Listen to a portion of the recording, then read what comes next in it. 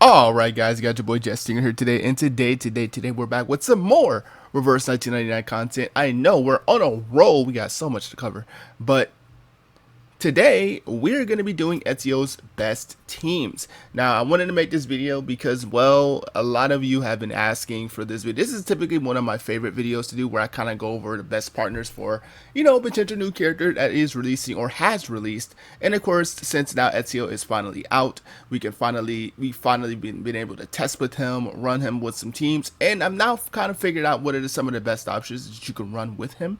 So without further ado, let's get right into it with the first team. Alright, so this is going to be the first team here. This is going to be his budget team, which focuses on using units 5-star or below for, of course, clearing of content. So let's get right into it. Let's talk about what Ezio himself wants to do. So Ezio himself would really just prefer to be in the Falchion in a channeled Psicodia status. The reason why he wants these weapons is because the other weapons want other units and other archetypes that can help support the role. And obviously those units are either not accessible or they're not the best units to use, period, outside of the premium options. Of course, there's some really good premium options for him, which we'll talk about in the other archetypes that we can build them for. But for 5-star and below characters, not a lot of them really do run very well. So there's that. For your debuffer of choice, I recommend Bicorn, because Bicorn is a really good reality debuffer. She can debuff all enemies, reality defense, and damage taken amounts, which is really good. For alternatives, you can also pull Tanat from the banner if you didn't use this, but you can get Bicorn 100% for free when you're using the 5-star selector as part of your newbie stuff. If you've already used it on a different character, then you could potentially try to grab just grab Tanat. Tanat has access to a diamond bullet, which gives you 30% reality shred, which if I go to her, let me see if I can find her, which is a part of her inheritances, which diamond bullet, which gives 30% reality shred, but it's only on stack, which means as soon as Ezio or anybody else who's a reality damage dealer hits it, that pops it, which means they get the reality damage bonus for that attack, but then that reality defense then disappears, which of course is not the greatest. You want more consistent debuffs overall, that way you can always consistently keep up the damage and the pressure for Ezio. Next up is going to be the healer, which is going to be Yensei. Yensei, I do recommend, if you have the ability to spend a singular dollar, buy the pack, the 5-star pack that you can get, because this will get you Yensei. And Yensei is, again, one of the best 5-star healers you can ask for. She's really good. Now, it will be a little difficult to get her going at first, because obviously she is going to need more of her later investments and stuff, like her inheritances and everything. But she's still a really good healer. She provides a pretty nice heal. She provides a good shield. She provides sturdiness for protection. She can also lower enemies' damage taken effect, which is also really good. And yeah, that's really just a general reason why I recommend Yensei, because she's just an overall a really good option. Now, if you don't have the ability to pay for like $1 for an early game healer until you get something else, you can pull or just use La Source. La Source, I believe, is 100% free. And La Source isn't a bad starting healer. Honestly, she's not. Like for early to mid game, La Source is fine. But end game is where you want to kind of start considering other options, like a 6-star healer. You can maybe even go try to pull that Euphoria banner for Vila, who's still a good healer. But still, there's just other options there. Next up is going to be Obvious. Obvious you can 100% get from his banner. So if you're pulling for him, you're more than likely going to run into an Obvious. The same is with Tanat. Obvious is just a pretty good, aura bot. I mean, he can provide you with some good bonuses as part of his inheritance. As you can see, he provides you with damage taken. Now he has to be in this particular slot right here, or you can just do it like this if you want to. That way he can give protection to these two, just to make them a little bit more bulkier. But if you just want to go pure offense on everyone, which not necessarily required or needed, if you want to just kind of do this, just kind of throw Obvious here. This is going to give him a bunch of variant different bonuses after a inheritance has been achieved. As you can see, when when our allies are in the front of him, he gets damage dealt plus 10%, which that's going to be passed right to Ezio. Then when he gets inside 3, he gets attack +5 for every ally in front, which is again another boost for Ezio. His buff card also provides with a cure effect, and yeah, you know what I mean? Like that is pretty good too, because you can at least allow for some AoE healing, since Yensei isn't an AoE healer. She heals and then splashes off into another target. So at least you have a little bit of AoE healing with August. But yeah, for other options for August, in form of being a general buffer, I'd probably go Barb, because you can at least get some rank up shenanigans with her. You can get some you can get consistent shields with Barbara and stuff like that. But other than that, I mean, I think those are just like the two main options I'm kind of eyeing down personally for a budget option team. But for the most of it, that's really just what you'd want with them, is you want Bicorn for the ability to debuff to allow Ezio to deal a lot more damage, Yensei to heal to keep your team alive, and then August to of course provide support of aura buffs while just kind of being in the front of while being behind Ezio, while also providing defensive utility to your supports. So that's something that you can do for sure. But let's go over to his real best teams, starting with the follow-up option. Alright, so this is going to be the follow-up team. This is going to be his team that focuses off of obviously his follow-up skills.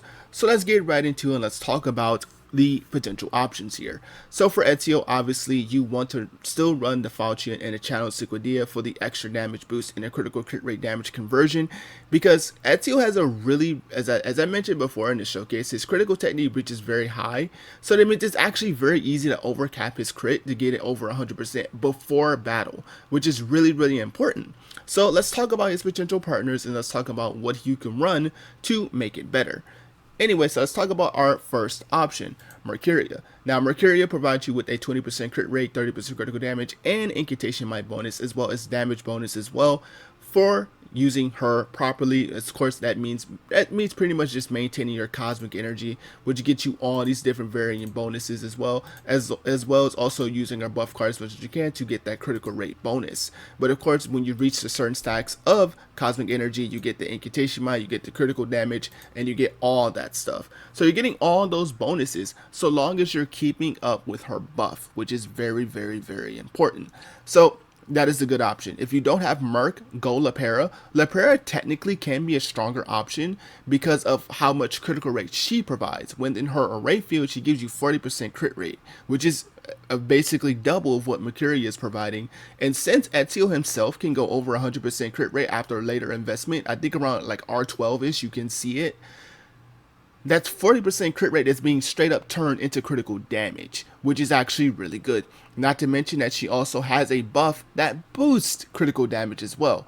Now, if you run Lepera, make sure you put her behind Ezio. The reason being is because this at least buffs up his ult, which, you know, you can still use that for extra damage. And remember, since a lot of his stuff is being based off extra damage, that's still fine. So that is that.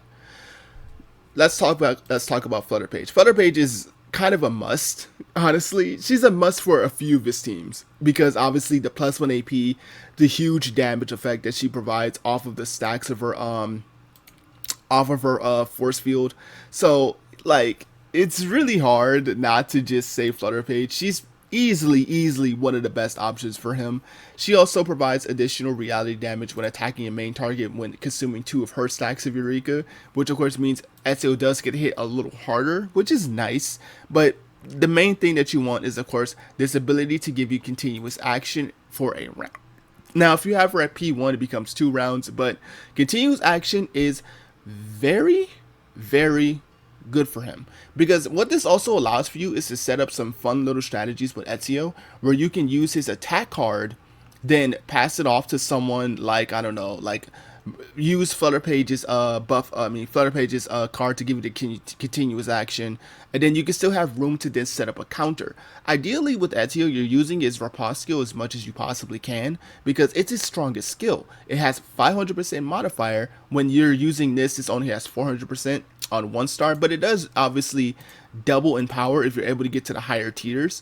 But if you don't have that ability to do so, then, you know, it is what it is. So you can pass a level 1 attack, set up the Assassin's Mark, use one of these character skills. You don't ideally ever want to use Kiparina skills, and I'll explain why. But you can use a Merc skill just for a little small chip heal or something around that nature, or use Flutter Page's continuous action score, even just this skill to get more gusts so you can get quicker into a Doom Mother Earth, which is her best buff.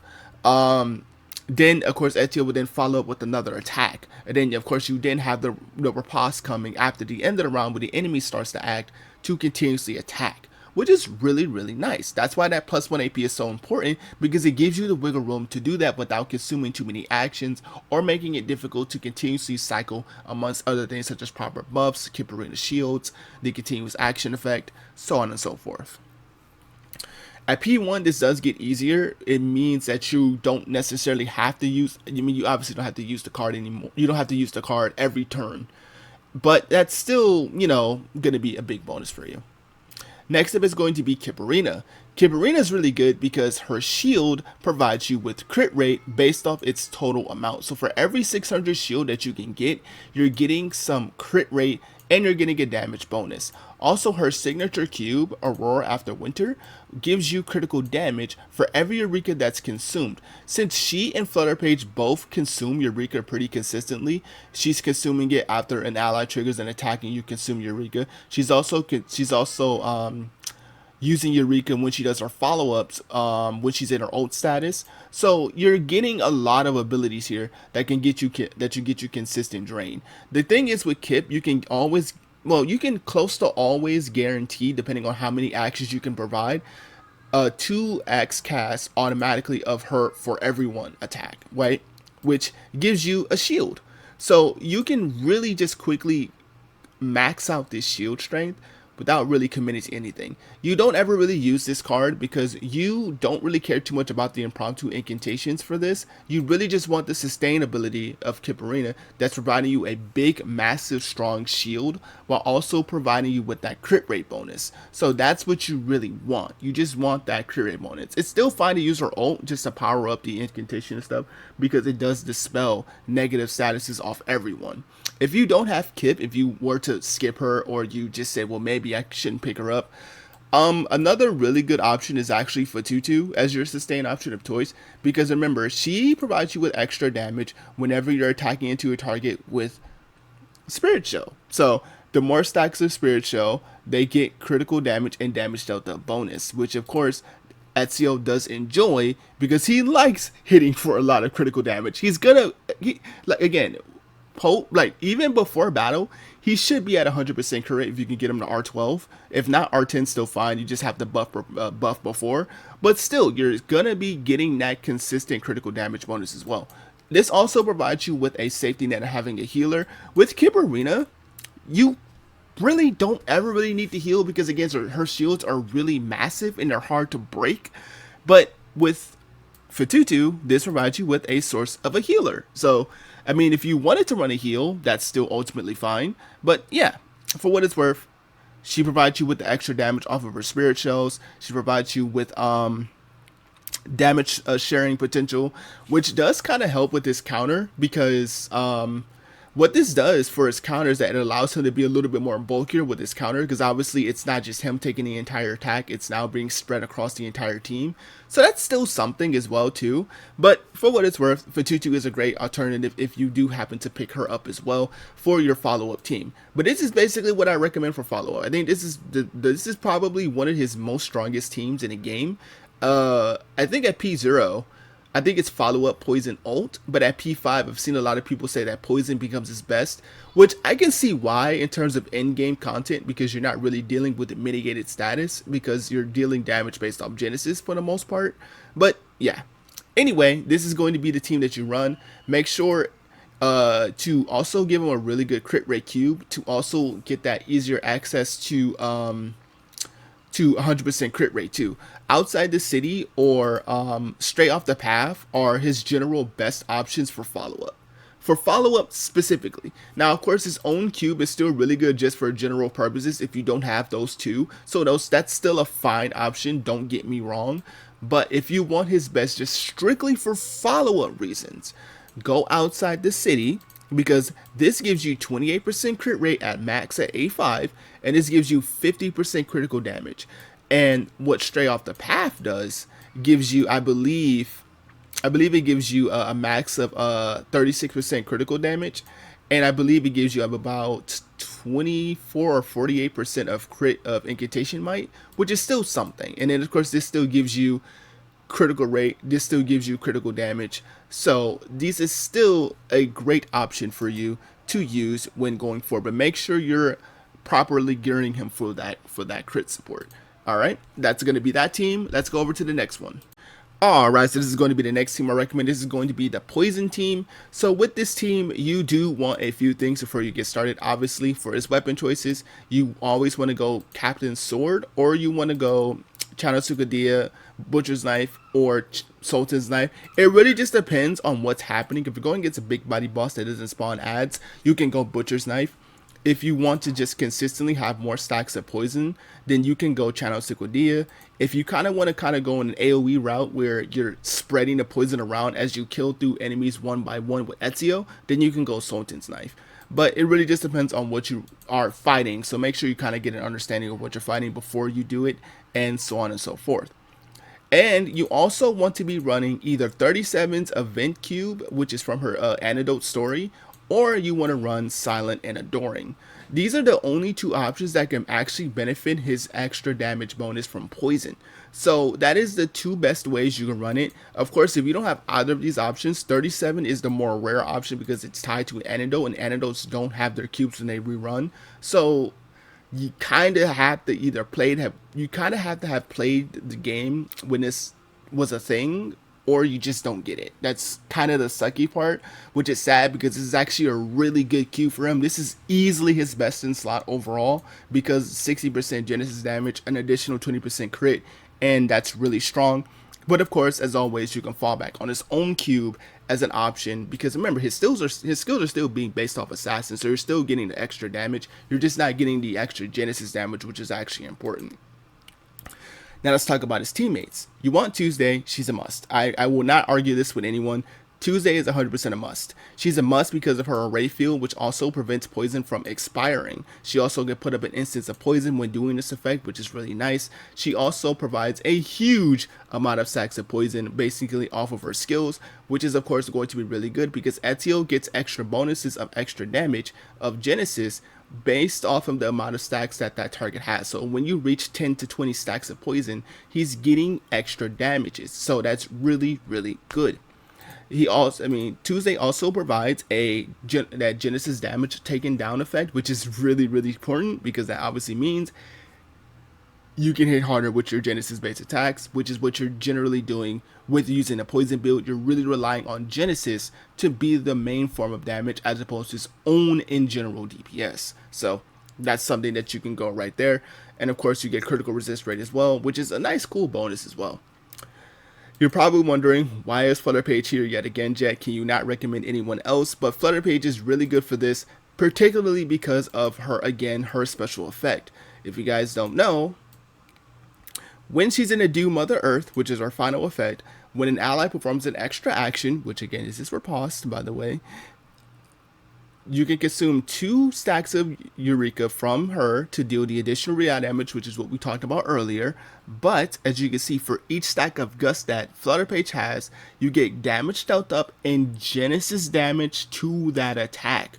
So that is going to actually buff Ezio's attacks because they're now being considered as Genesis damage. So that is generally why you want to recommend running him.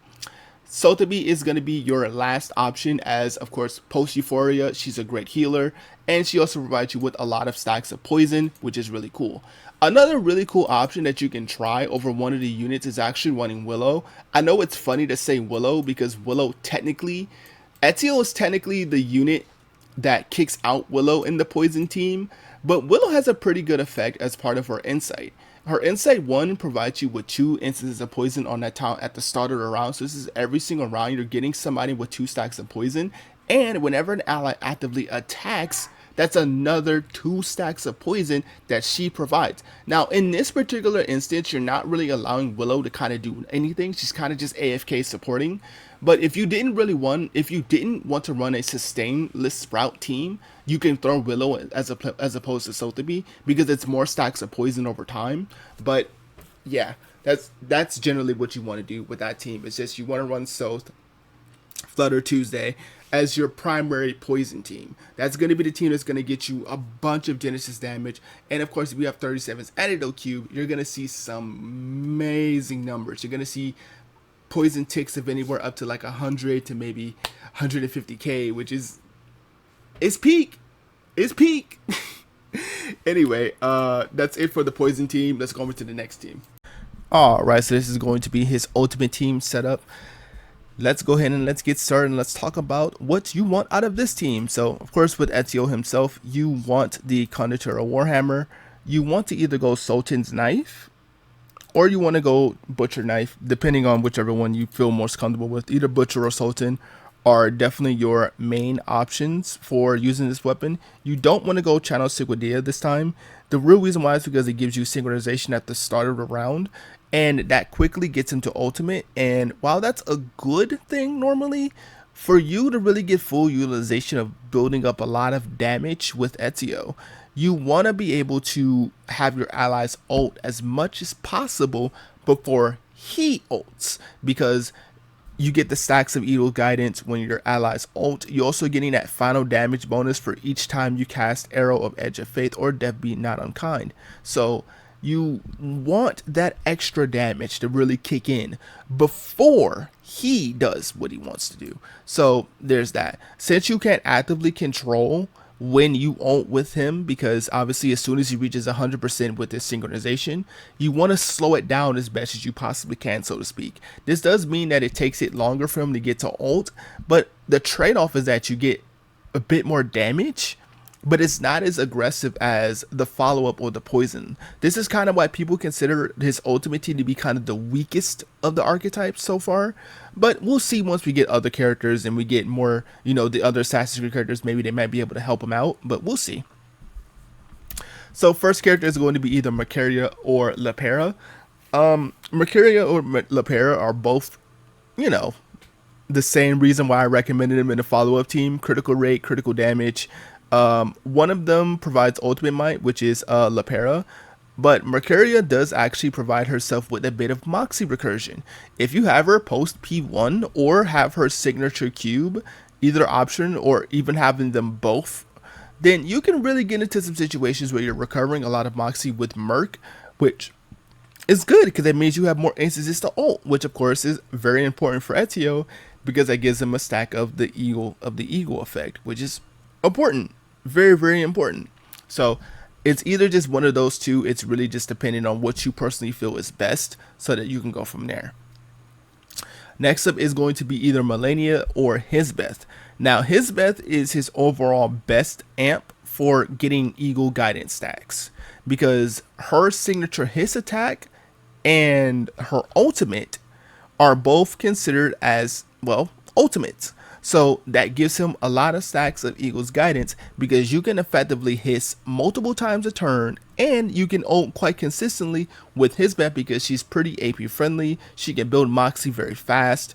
So it's not really hard for you to get into a good ult rotation with her, which is very important. Now, Melania does work. She does work, but there is a little bit of an awkwardness with using her for the specific case of her Passion Drain. With her Euphoria, Passion Drain doesn't work on Ezio at all because since he's not using Moxie, he's using synchronization, so that doesn't help him. But it does help your other teammates, such as Melania herself, Lepera, or Mercuria, depending on who you're using, and so on and so forth. It doesn't help Vila because she doesn't attack, but you can run someone else that I'll recommend just in a second. But anyway, also if you do run Lepera and you run Mercuria, if you run Lepera, you run Melania, make sure you give Melania one with the flow if you have it, because what I didn't know is that Melania's Moxie storage effect is actually considered as a force field, which basically procs this effect of the cube to give her the 48% chance to recover one Moxie. This is really good since Melania really gets into getting a lot of Moxie fast because of the Passion Drain. You can just simply attack with her twice. You can inflict the Passion Drain, then attack again to get more Moxie. If you have her post P2, then you can really battery Moxie by using things like stealing the Moxie from the enemy or or using her skill that generally gives her +1 Moxie. So this is giving her a lot of continuous Moxie recursion if you were to set all of that up for a support to get her just multiple damage from her ult, just to build up those fixed plan stacks before, you know, before Ezio does his thing. So pretty good, pretty good. But again, for his Beth, again, if you want the more Eagles guidance stacks, then just go her instead. For your final slot, I just chose Vila. Vila, again, for more crit damage stacking, but she's also pretty good at Moxie recursion. With her new Euphoria, she now effectively grants herself Moxie +1, which is pretty good. She grants it herself no matter what she does whenever she casts a versatile card.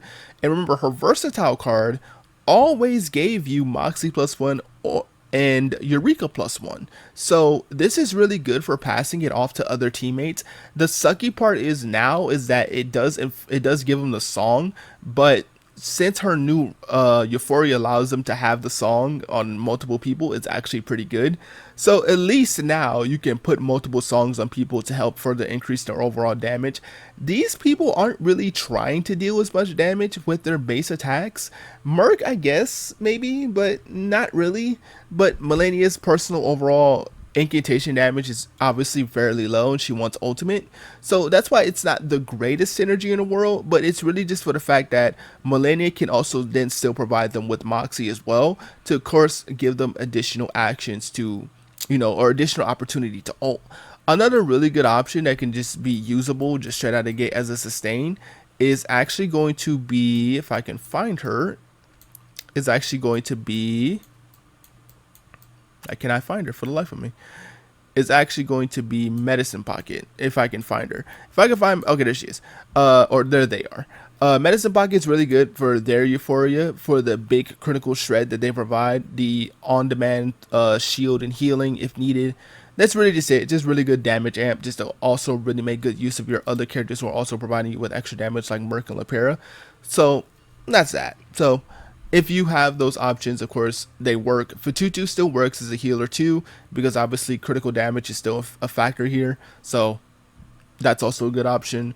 Really, any healer that you could think of works here. Two Fairy even works here, because that's still lowering the critical resistance of the enemy, which, since Ezio can crit pretty much freely, I would say, go ahead. I mean, that's an option too. So for his cube choice, you can run his own signature.